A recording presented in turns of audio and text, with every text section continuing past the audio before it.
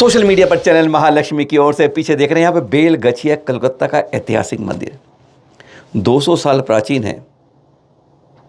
111 साल पहले जीर्णोद्धार होता है इसके अंदर। आप देखें मान स्तंभ गजब, दो वेदी इधर हैं और अंदर पारस प्रभु की मुख्य प्रतिमा, बाईं तरफ की वेदी का जीर्णोद्धार हो रहा है और वहाँ पर एक गजब का मंदिर, प्राचीन मंदिर कोलकाता का। पर हाँ, यहीं पर है आचार्य श्री प्रमुख सागर चतुर्मास चल रहा है। बस वहीं से हमने चर्चा करी।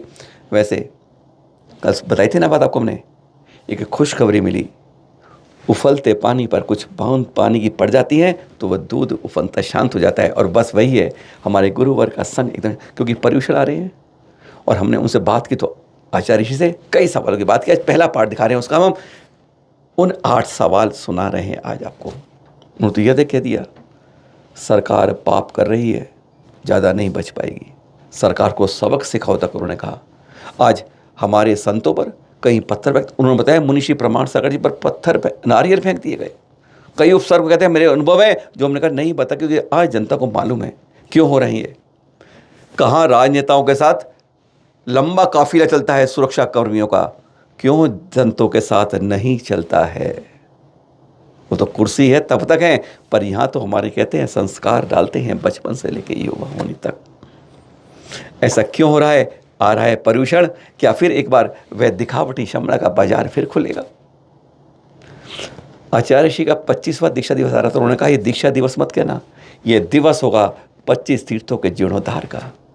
कई बातें उनसे करी, किस तरीके से आज जगह जगह हमारे मंदिरों पर। और हाँ, माधुरी की बात करी, श्वान की बात की, जो भी निर्णय आया कोर्ट से। हमने कबूतरों की बात की, जो कबूतर दादर के अंदर ऐसा हो रहा है, क्या हो रहा है। जैन संस्कृति जो कहती है जी और जीवन दो में, क्यों? उस पर हमने कई सवालों की बरसात। उन्हीं के साथ शुरुआत करते हैं गुरुवर आचार्य जी प्रमुख सागर। सुनिए जरा।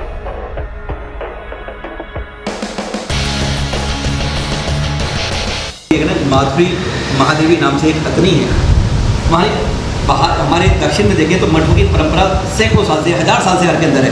वह जैनोमणि हिंदू में भी है। अगर एक आज कहते हैं आपके कुल की भाषा में हथनी को, मैं कहूँ माधुरी महादेवी गई। अगर इस तरीके से मुंबई में दादर खाने, कबूतर खाने खत्म हो रहे दादर के अंदर जैसे हो रहे हैं, दिल्ली के ऐसे कुत्तों के ऊपर, मैं कहता हूँ हर चीज़ के अच्छे बुरे परिणाम होते हैं। लेकिन जैन समाज एक परस्पर वो जीवानाम जियो और जीने दो का संदेश है, उसको एक प्रकार से इस पर धूमिल किया जा रहा है। क्या त्रियंच और मनुष्य एक साथ नहीं रह सकते हैं?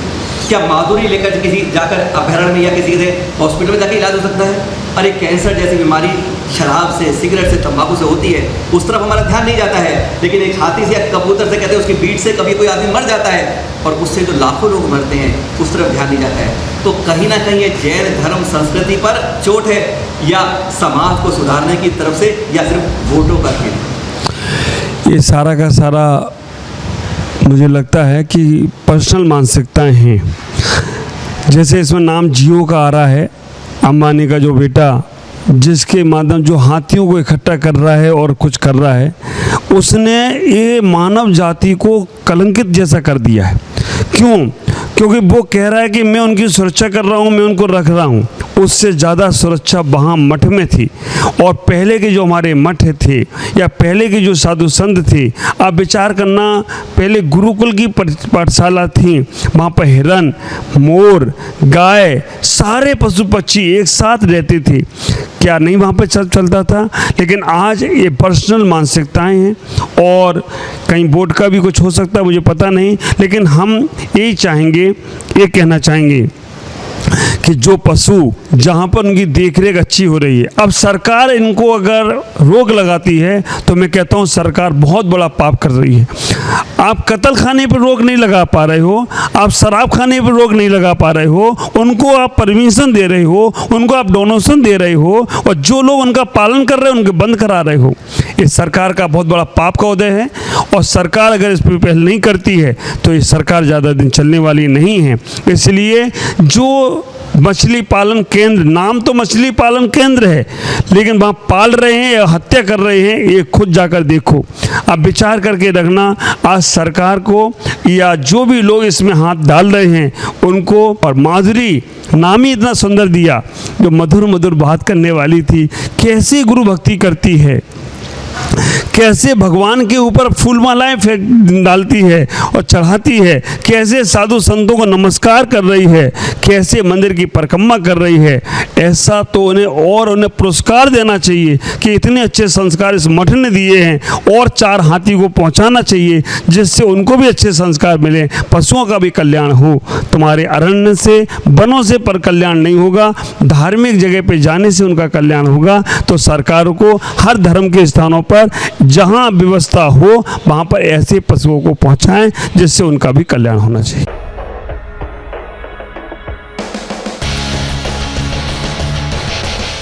हमारे मंदिर देखें 90 साल पुराना विलय पार्लियामेंट हुआ, लेकिन अभी सुप्रीम कोर्ट का अच्छा आदेश आ गया।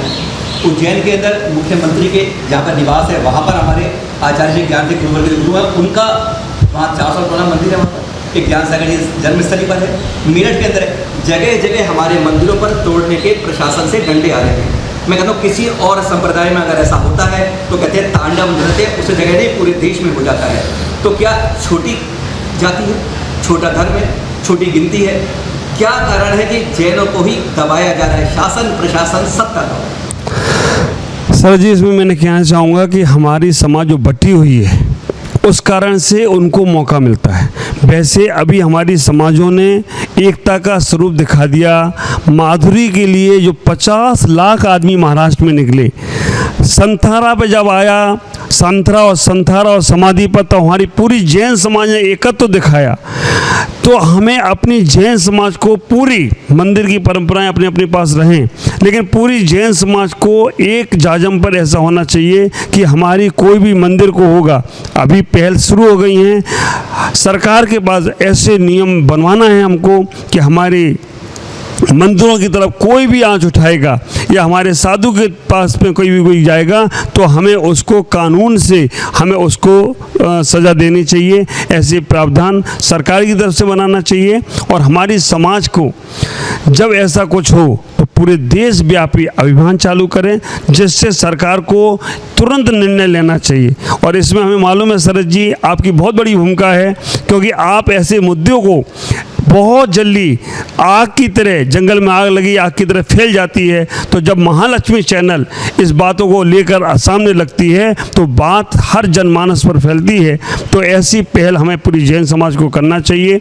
कहीं ऐसा होता है, आज देखो, आज बम्बई में हुआ, आज कहीं पे होता है, लेकिन कल हमारे मंदिर पे भी हो सकता है। हमें मालूम है जब जयपुर में हमारे पदमपुरा, बाड़ा के पदमपुरा का मंदिर पर एयरपोर्ट बनाने के लिए सरकार ने नियम पारित कर दिए, पूरा नक्शा तैयार कर दिया। उस वक्त हमारे ज्येष्ठ तरुण सागर जी महाराज ने वसुंधरा को बुलाकर 1 मिनट में निर्णय लिया और वो पूरा एयरपोर्ट नहीं बना, वहाँ से दूसरी तरफ से बना। आज हमारा मंदिर सुरक्षित है। तो हमें हर राजनीति क्षेत्र में भी, व्यवहारिक क्षेत्र में भी ऐसी पहल करते रहना चाहिए, जिससे ये सरकार जो कर रही है उनको अच्छा सबक सिखाना चाहिए पूरी सरकार को या हर किसी को, कि हमारे मंदिरों के प्रति ऐसा व्यवहार करेंगे या पशु पक्षियों के प्रति तो हम छोड़ेंगे नहीं। हमें बहुत सारी चीज़ें हैं जो हम टैक्स देते हैं या हम बहुत सारी चीज़ें करते हैं, तो कोई ऐसा जैन समाज के मूर्धन विद्वानों को, धनपति सेठों को और सब लोगों को मिलकर मीटिंग करना चाहिए, जिससे हम अपनी बात ऊपर तक पहुंचा सके। नहीं तो 4 दिन का आंदोलन, उसके बाद फिर वही काम होता है, तो बात पक्की नहीं होती।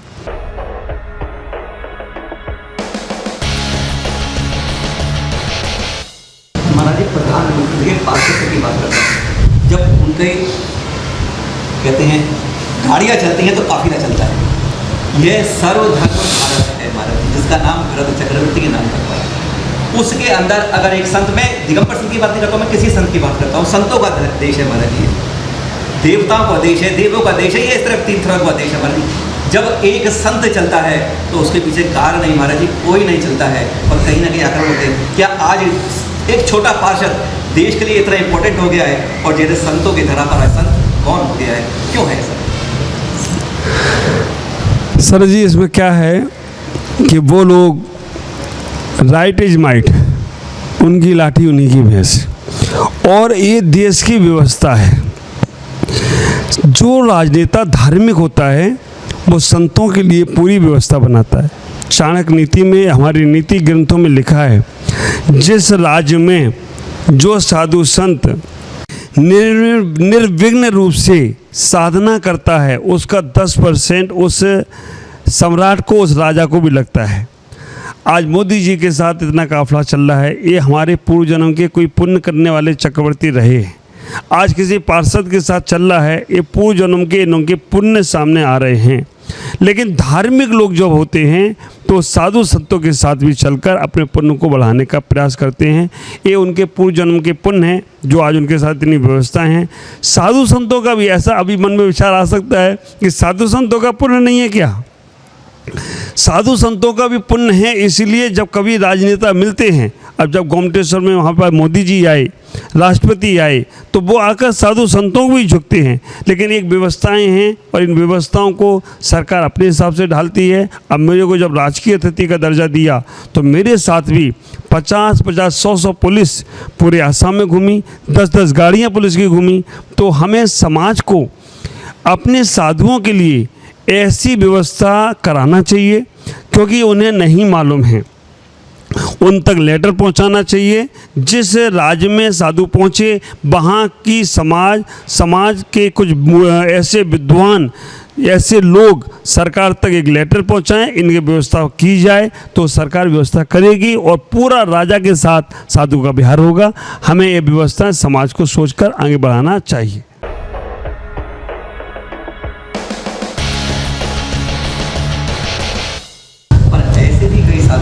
एक पुलिस वाला नहीं होता है, कहीं कहीं से भर्ती गाली देता है, कहीं वो पत्थर फेंकता है।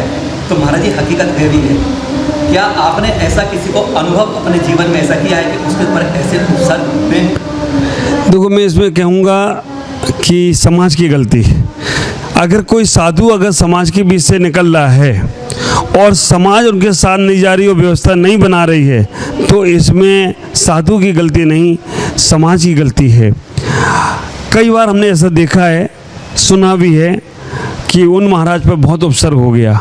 उन महाराज पर ज़्यादा दूर ना जाएं, हमारे मुनि श्री प्रमाण सागर जी जब बहरनपुर के पास में निकल रहे थे, उनके ऊपर भी नारियल फेंक दिया गया। कई जगह साधुओं के ऊपर गाड़ी चढ़ जाती हैं, ट्रक चढ़ जाते हैं और कई केस हुए हैं। आपने सारे आंकड़े आपको मालूम है।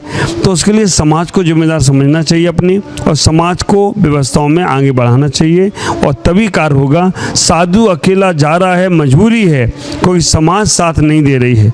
हाँ, अब तुम कहो महाराजों को निकलना ही नहीं चाहिए, जंगल में ही रहना चाहिए, ये बात तो सोबत नहीं है। अगर महाराज आपके कल्याण के लिए, धर्म प्रभावना के लिए अगर आपके नगरों में पहुंच रहे हैं, तो नीतिकारों ने भी कहा है, मेरे आचार्यों ने भी कहा है, आगतम स्वागतम कुर्यात तिष्ठन्तम च व्यवस्थित गच्छन्तम ना निवारित, ऐसा धर्म सनातना। तो साधु आएँ तो स्वागत करो, रुकें तो व्यवस्था करो, जाएं तो उनको धर्म के साथ पहुंचाएं, ऐसा धर्म हमारा सनातन है। तो समाज को अपनी जिम्मेदारी समझना चाहिए। अगर कभी कोई साधु अकेला जा रहा है, हम अपने सारे कार्य छोड़कर उनके लिए आगे बिहार कराएं, एक बिहार समिति बनाएं जिनका कार्य ऐसा ही हो कि आपको 5 किलोमीटर बिहार में कराना है, दूसरे की जिम्मेदारी सौंप कर जाएं। ऐसा हमें तमिलनाडु में मिला, श्वेतंबर समाज के हमें ये वर्चस्व मिला। अभी कम में हमारा आसाम में भी ऐसी व्यवस्था हमने बनवाई है कि कोई बिहार कराने के लिए एक गांव से दूसरे गांव जाएं, ऐसा समाज को सोचना चाहिए।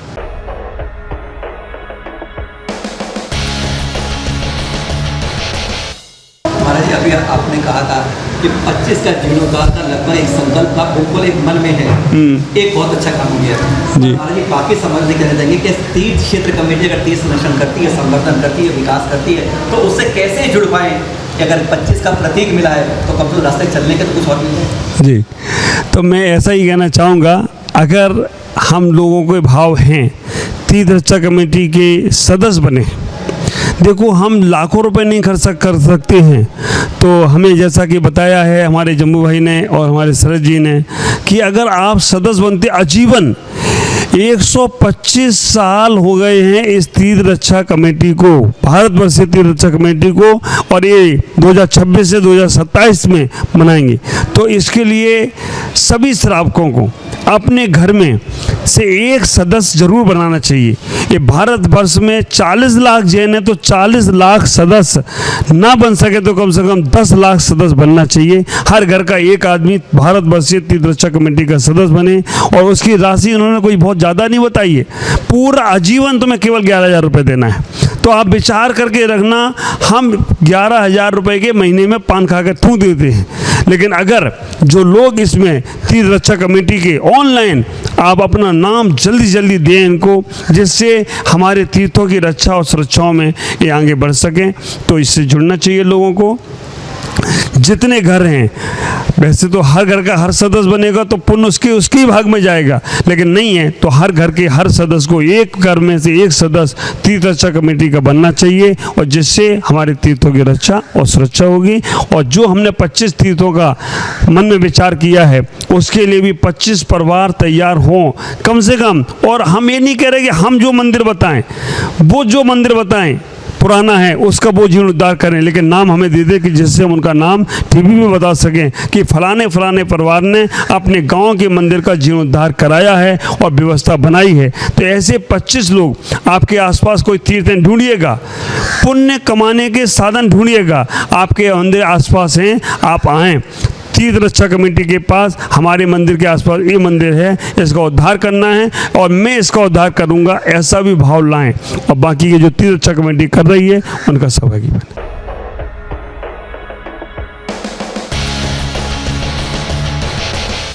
क्षमावाणी खत्म होता है, क्षमावाणी में गले भी नहीं मिल पाते। मानिए अगर कहते हैं हाँ उत्तम क्षमा वर्ड बोल देंगे, हम उत्तम क्षमा का अभी तक महत्व नहीं समझ पाए महाराज जी, कि उत्तम क्षमा जो पारस प्रभु की थी किस तरह की थी, और हमारी आम क्षमा की क्षमा। अरे इतना ही कि हम क्षमा को ग्रहण करें, गांठें खोल लें। इतना समझाने के बाद भी, संतों के उपदेश के बाद भी हमें से 10 में से ईगो खत्म नहीं होती है महाराज जी, लालच की नहीं होती है, ये जो कपट की चाल है ये खत्म होती है। मैं 4 की बात करता हूँ, बाकी 2 अलग की बात है। इनको वास्तव में वर्तमान में मैं उत्तमता तक नहीं लेना चाहता महाराज जी, मैं आपको जोर से वो चाहता हूँ कि एक स्थिति तो बढ़े कम से कम इसकी ओर, वह किस तरह से क्षमा मार्दव आज शौच को अपने जीवन में पालन कर सकता है। यानी मान को हटाए, क्रोध को हटाए, लालच को हटाए और कपट चाल को हटाए। छोटा सा ही कम से कम एक कदम बढ़ जाएगा, सार्थक हो जाएगा। क्षमा मांगने की चीज़ नहीं है, क्षमा धारण करने की चीज़ है। अगर आपने क्षमा धारण कर ली तो अपने आप कोई भी कुछ भी कर सकता जाए। देखो अग्नि अगर ज़मीन पे गिरती है, घास हरी है तो अग्नि जला नहीं पाती है, घास सूखी है तो जलती है। तो कहीं कोई भी कुछ भी तुम्हारे साथ करे, अगर तुमने क्षमा धारण करके रखी है तो कोई तुम्हारा बाल बांका भी नहीं कर सकता है।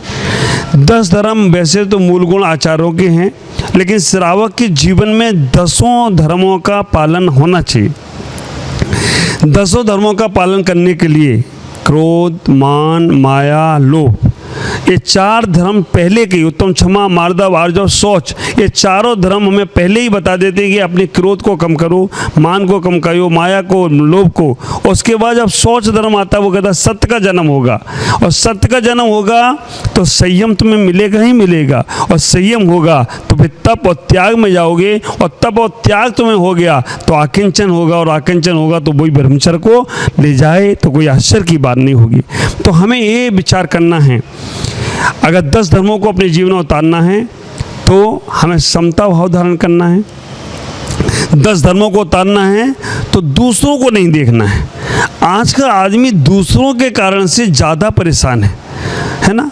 अपनी धुलती नहीं, दूसरे की धोने जा रहा है, चादर छोटी है, पैर ज़्यादा फैला रहा है, अपना कार्य हो नहीं पा रहा है, दूसरे कार्य में अड़ंगा लगा रहा है, वो आदमी कभी सुखी हो नहीं सकता। तो इसलिए 10 धर्मों को पालना है तो हमें अपने जीवन में अपने आप को ही देखना है, अपने आप को ही निहारना है, और अपने अंदर अपेक्षाएं कम करना है। जब अपेक्षा की उपेक्षा होती है तो वो दुख में कारण बनता है। तो 10 धर्म सहज हैं, बहुत सरल हैं, बस हमें अपने आप को निहारें, अपने आप को समझें, अपने आप को दृष्टि में रखेंगे तो 10 धर्मों का ही तुम्हारा जीवन होगा, और 10 धर्म तुम्हारे जीवन में तुम्हें जीवंत बनाने का प्रयास करें।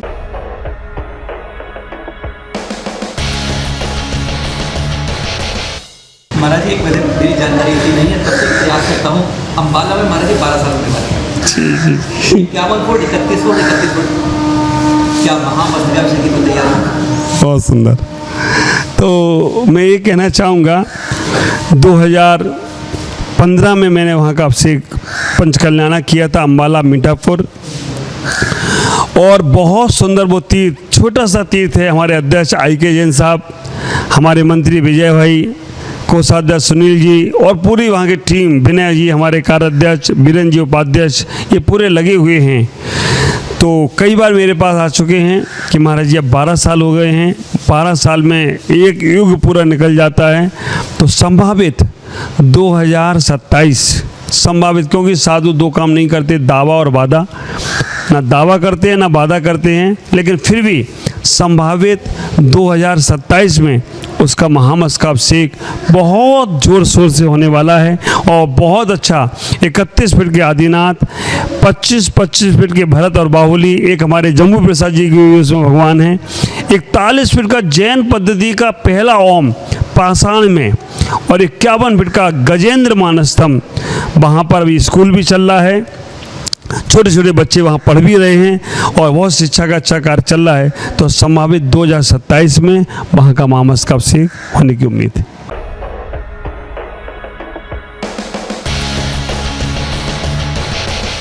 2027 अगर चतुर्मास के बाद होता है तो सोचें दिल्ली में चतुर्मास 2027 में होगा। अगर पहले होता है तो 2026 चतुर्मास दिल्ली में होगा। कुछ अटकलें, वादा नहीं कर रहा महाराज जी, दावा नहीं कर रहा, आशंका है और शंका पर समाधान चाह रहा है।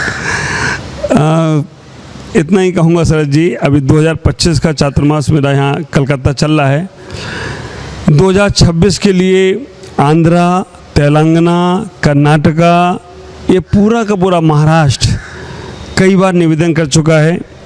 आंध्रा में हमारे नाचाराम में एक भगवान का पंचकल्याणक होना है, मैसूर में पंचकल्याणक होना है, कर्नाटक में पांडिचेरी में मंदिर होना है, वारंगल का अभिषेक होना है।